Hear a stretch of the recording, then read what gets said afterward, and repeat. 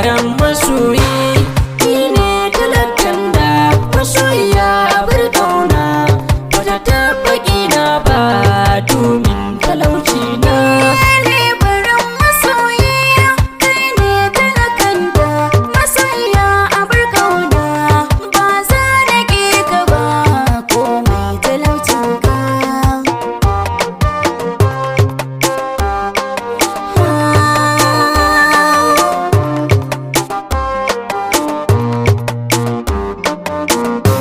Sai ne lebaranci zan samun abinci, amma akan jar halacci kika suna a cikin zuci, ke ce kika bani yanci.